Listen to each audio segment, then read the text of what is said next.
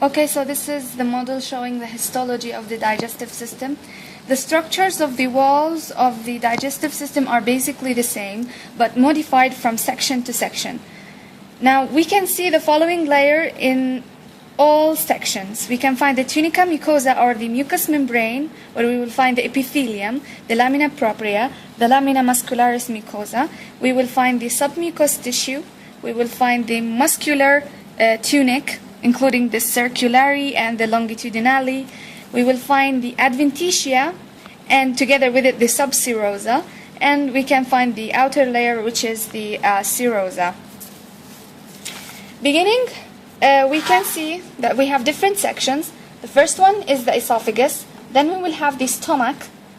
We took the fundus in here, and this is the jejunum, small intestine, and here we will find the colon. Now, beginning with the esophagus, here we will find the mucous membrane, and next to it we will find the lamina propria. In here we can find the muscular layer in the mucous membrane, and we can see the submucous tissue. In it we can find the esophageal gland and tunica muscularis, including the circularis and the longitudinal layer, and the external coat. Moving to the fundus of the stomach, we can find also the mucous membrane. This is the outer mucous tissue. We will see the small depressions in here, and it's right over here, so we'll have small depressions. Then we will have in the lamina propria, we can see the mucous gland of the fundus of the stomach. We can find the muscle layer in the mucous membrane. Moving to the submucous tissue, and then the tunica muscularis, including the circularis and the longitudinal layer, the external coat, and the serosa. Moving to the jejunum, this is the mucous membrane, and we can see the outer mucous tissue, which has the crypts, and the lamina propria, and the muscular layer in the mucous membrane. This is the submucous tissue. We can find here the tunica muscularis, including the circular layer and the longitudinal layer, the external coat, and the serosa. And moving to the colon, here we can find the mucus, outer mucous membrane, including the crypts, and this is the lamina propria, and here we will find the muscular layer of the mucous tissue, and this is the submucosa, and here we can find the tunica muscularis. This is the circular layer. The reason why we can't find the longitudinal layer is because the longitudinal layers are found in Taenia coli. We can find it right over here. Okay, so do you see this? This is where the Taenia coli started. So Taenia coli is actually the longitudinal layer, and we will find the serosa, the external coat, and the serosa. So on the back of the model, we can find highly magnified views of important cells found in different parts of the GI system. Beginning with the esophagus, this is the magnified view of the non-keratinized squamous epithelium found in the outer mucous membrane of the esophagus. And this is the esophageal gland found in the submucous tissue. Okay, so moving to the fundus of the stomach, this is the depression we talked about in the outer mucous tissue. This is the parietal cell that secretes HCl, and this is the chief or the peptic cell that secretes pepsinogen, and this is the mucous neck cell. This is the green one. Okay, so in the parietal cell we can find the canaliculi, and you just need to know that mucous cell is green, I guess, because it secretes mucus, and mucus is green. Moving to the jejunum, this is the crypt we talked about in the outer mucous membrane. This is the Paneth cell, and this is the endocrine cell. Okay, moving to the colon, this is the crypt also that we talked about, and here we will find this is the goblet cell, and this is the enterocyte.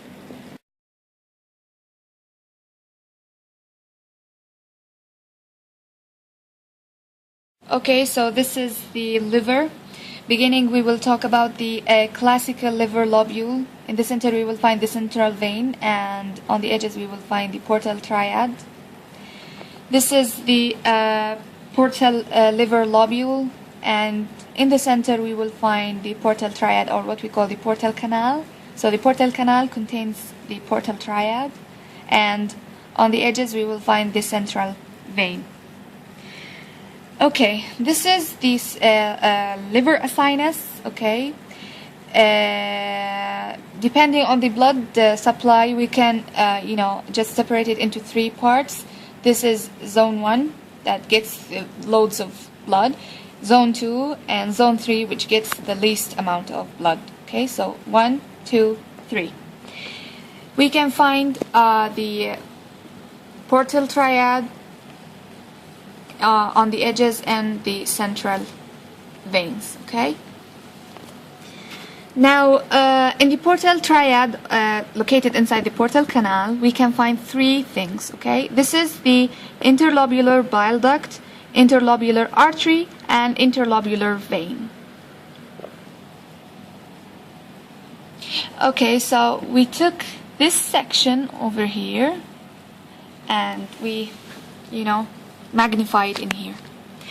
This is the central vein, and this is the interlobular vein, interlobular artery, and interlobular bile duct, forming the triad. Okay, now the blood supply comes from the interlobular vein through the sinusoids and draining into the central vein, and the bile goes through the canaliculi from the hepatocytes through the Herring canal or the terminal canal into the interlobular bile duct.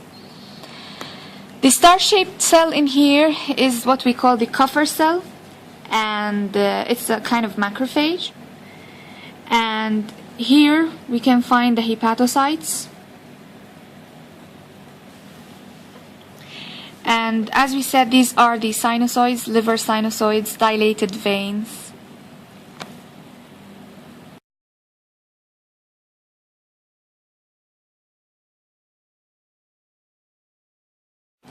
Okay, this is a cross-section of the liver, stomach, spleen, pancreas, duodenum, gallbladder, and part of the jejunum. This is the left lobe of the liver, and this is the right lobe of the liver. The left lobe is next to the spleen. Here we will find the fundus of the gallbladder and the body of the gallbladder, and we will have the neck of the gallbladder. It's the slightly constricted part over here. Now, this thing over here is the spiral folds, and in here we will find the head of the pancreas, the body of the pancreas, and the tail of the pancreas. So just go from right to left. Okay, head, body, tail. This is the stomach, and this is the spleen. This is the superior part of the duodenum, and here we will find the inferior part of the duodenum. And this is the horizontal. Okay, so this is the horizontal part of the duodenum. This is the ascending part of the duodenum, and in here we will find the circular folds, or what we call the plica circularis. And this is the duodenum. This over here is the cystic duct that contains the spiral folds, as we previously mentioned, and this is the common hepatic duct. When these two get together, we will find the bile duct. Now, this is the accessory pancreatic duct, and this is the pancreatic duct, and from the accessory pancreatic duct we will find the minor papilla, and from the ampulla of Vater we will find the major papilla. The ampulla of Vater is the bile duct together with the pancreatic duct. Ampulla of Vater will form for me what? The major papilla. Now, I want to talk about the blood drainage and supply Okay? First of all, we need to know that the abdominal aorta will give us three branches: the celiac trunk, the superior mesenteric, and the inferior mesenteric, which is not really obvious in here. Now, from the celiac trunk, we will find the left gastric going to the stomach, the splenic going to the spleen, and the common hepatic, this thing over here. Okay, this is the common hepatic. From the common hepatic, we will find the hepatic artery proper, and the gastroduodenal, and the right gastric, which is not really obvious in here. Okay. Now, this is the inferior vena cava, into which the hepatic veins will drain. Okay, so this is a hepatic vein, and this is the hepatic vein. It will drain into the inferior vena cava, and this is the hepatic portal vein, and this is the superior mesenteric vein.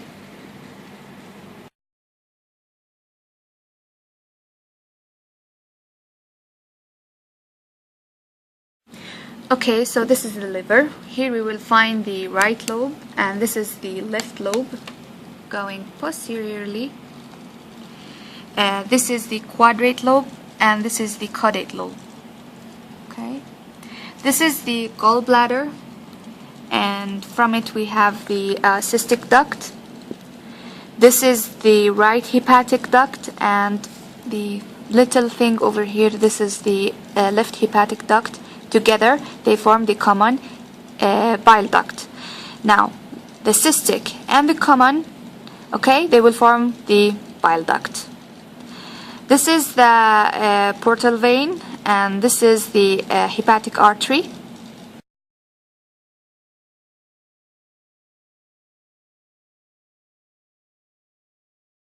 Okay, this is the inferior vena cava, into which the hepatic vein will drain. Okay, now this is ligamentum venosum, and this is ligamentum teres. Okay, anteriorly, this is the falciform ligament, goes all the way and gives us the coronary. Okay, let me just show you. Okay, the coronary ligament that gives us the right triangular ligament, and in here we will find the left triangular ligament, and this is the bare area between on the right side, yani inside the right triangular ligament, bare area.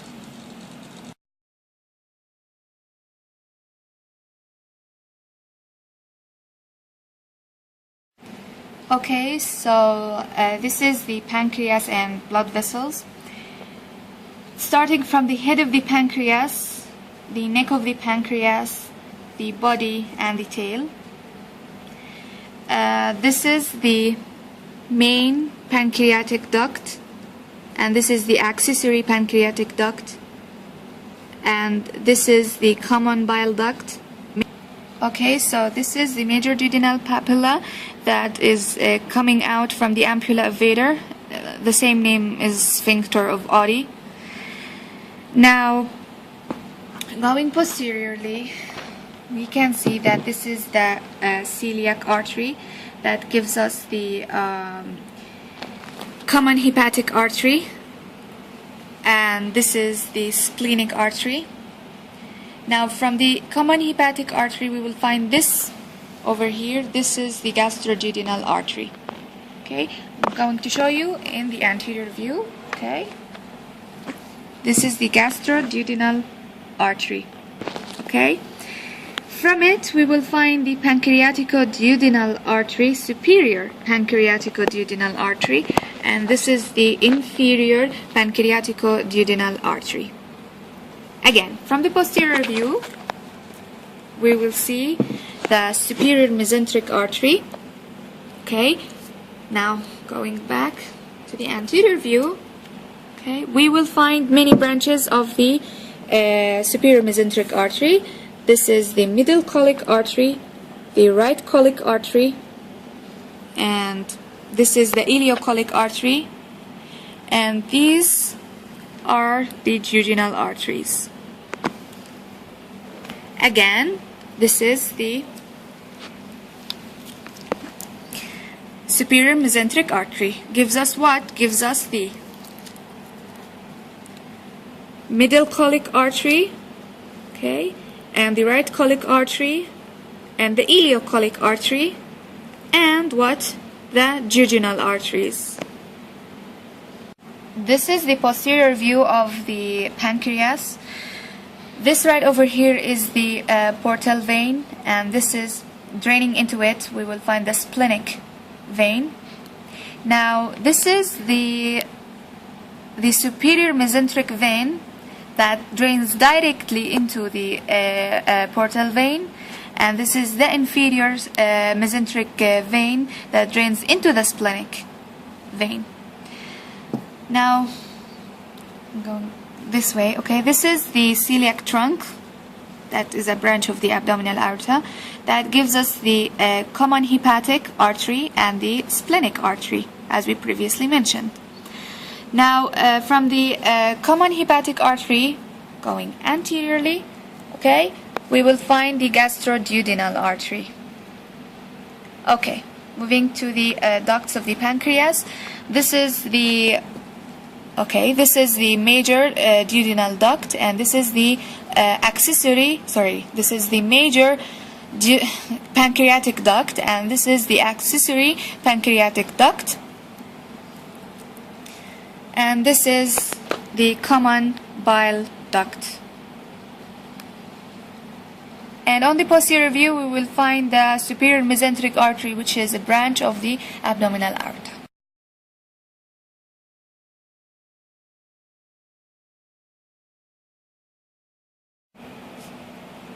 Okay, this is the small and large intestine together.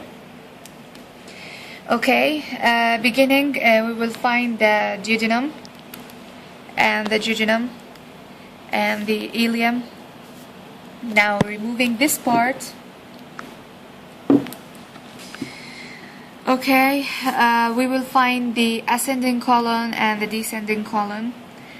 And inside the duodenum, we will find the plica circularis. Okay.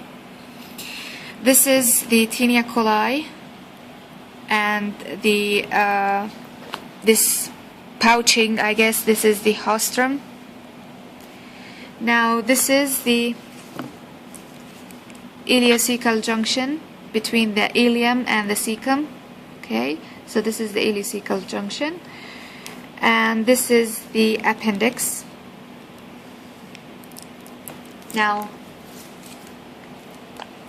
in here we will find the portal vein, and this is the inferior mesenteric vein. Okay, so this is the inferior mesenteric artery that gives us the left colic artery, and then branches to give us the marginal artery. Now here we will find the superior rectal artery going to the rectum, and the sigmoidal arteries going to the sigmoid colon. Moving to the superior mesenteric vein and superior mesenteric artery. Okay, the superior mesenteric artery will give us the right colic, and will give us the ileocolic artery, and these branches over here, okay, are the jejunal arteries. The middle colic artery, I don't think it is obvious in this model.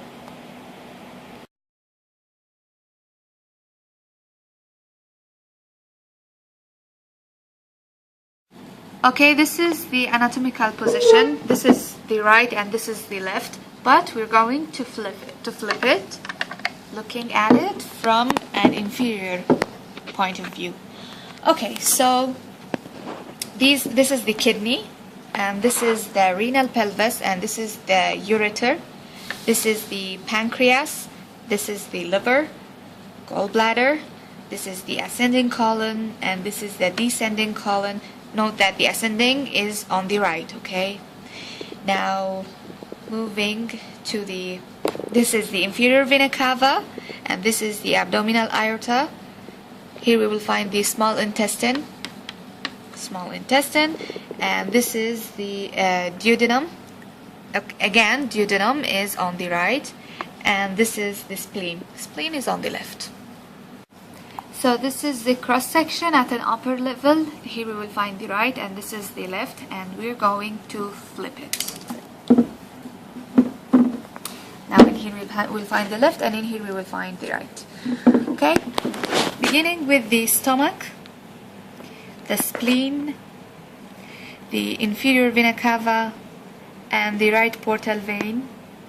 This is obviously the liver, and the muscle enclosing these structures is the diaphragm, and I think this is the abdominal aorta.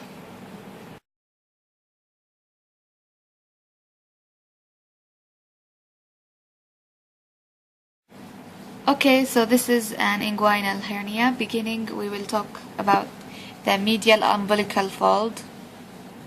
Okay, and here we will find the inferior epigastric vein and inferior epigastric artery. Now this is the intestinal loop protruding into the hernial sac, which is this thing. Okay, and we will find the external iliac artery and external iliac vein, and these are the testicular artery and vein, and this is the psoas major muscle. This is the peritoneum, and in here we will find the transverse fascia, and this is the transversus abdominis muscle. This is the internal oblique muscle, and this is the external oblique muscle. Okay. From the inside we can see the abdominal inguinal ring, and moving downward from here to the pubic tubercle we can find the inguinal ligament, and this is the femoral nerve, femoral artery, and femoral vein, and in here we will find the spermatic duct. Okay, now this is the hernial sac. No, this is the hernial sac. Okay, this thing. Okay, this is the internal spermatic fascia, and this is the cremasteric fascia, and this is the external spermatic fascia, passing through the superficial inguinal ring, this thing. Okay, and from over here till here we will find the inguinal canal.